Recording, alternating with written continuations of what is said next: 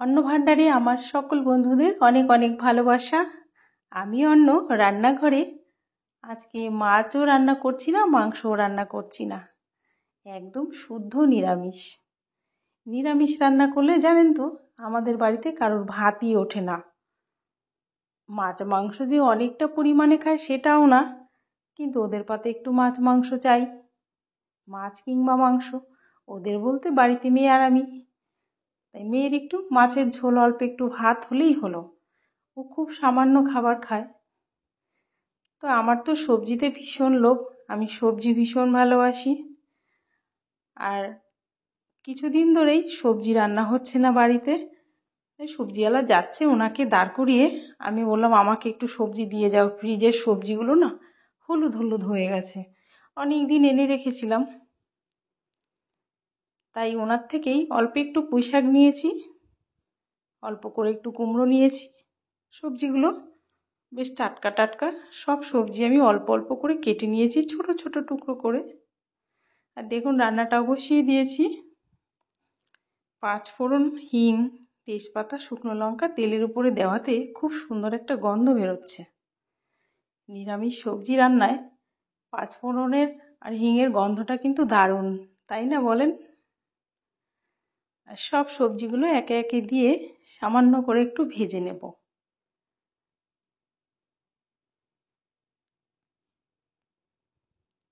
সবজিগুলো ভেজে রান্না করলে নিরামিষ তরকারিটা বেশ ভালোই লাগবে খেতে, তাই না? তো এরপরে আমি ডাঁটাগুলো দিয়ে দিলাম। ডাঁটাগুলো দিয়ে কেটে রাখা পটলও দিয়ে দিলাম। পটলের ভেতরে বীজগুলো হলুদ হলুদ হয়ে গেছিলো, ওই জন্য বীজগুলো ফেলে দিয়েছি। বাইরে থেকে দেখে বোঝা যাচ্ছিল না যে ভেতরে বীজগুলো একদম শক্ত হয়ে গেছে, দাঁতে খুব অসুবিধা হয় খাওয়ার সময়। আর গাঁঠি কচুটা কাটার সময় হাতটা খুব চুলকোচ্ছিল, তো ভেবেছি খাওয়ার সময় যদি আবার মুখ চুলকোয় একটু, ওই জন্য সেদ্ধ করে মানে একটু ভাপিয়ে ফেলে দেব, পুরো সেদ্ধ করব না। একটু লবণ দিয়ে জল দিয়ে বসিয়ে দিলাম। এদিকে লবণ দিয়ে হলুদ দিয়ে গ্রেট করা আদা দিয়ে হালকা করে সবজিগুলোকে ভেজে নেব। আপনারা গাঁঠি কচু দিয়ে এভাবে সবজি রান্না করেন কিনা আমি জানি না, তবে আমি কিন্তু আজকের রান্নাটা সম্পূর্ণ নিজের যা মনে হচ্ছে তাই করছি। আর কয়েকটা লঙ্কাও আমি কুচিয়ে রেখেছিলাম, সেটাও দিয়ে দিলাম। সবজির কালারটা কিন্তু আমার খুব পছন্দ হয়েছে, দেখুন। আমি বেশিরভাগই কাঁচা লঙ্কায় রান্না করি, খুব মাঝে মাঝে আমি শুকনো লঙ্কা দিই।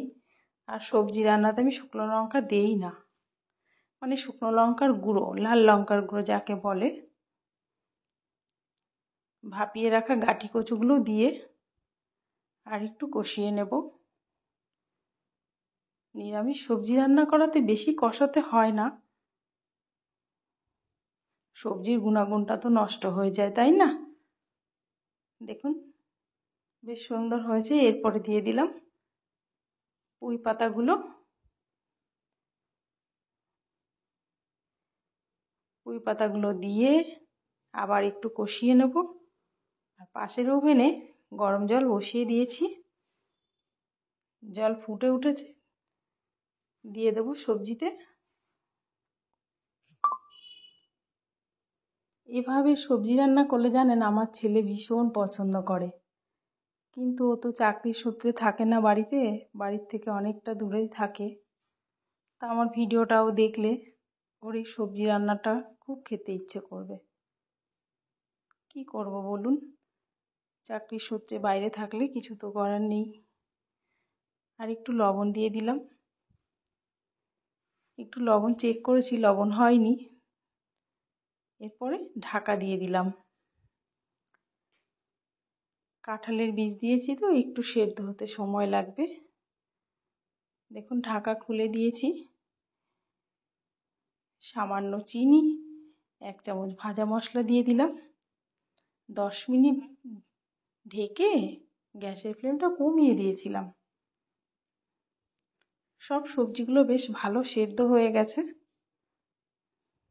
নেড়ে চেড়ে এবার নামিয়ে নেব। সবজি রান্নাটা রেডি। দেখুন, আমার কিন্তু লোভ লাগছে, আপনাদের লাগছে নাকি জানাবেন কেমন কমেন্টে। আমি খেতে বসে পড়লাম, খেয়ে আপনাদের জানাচ্ছি আজকে সবজি রান্নাটা কেমন হয়েছে।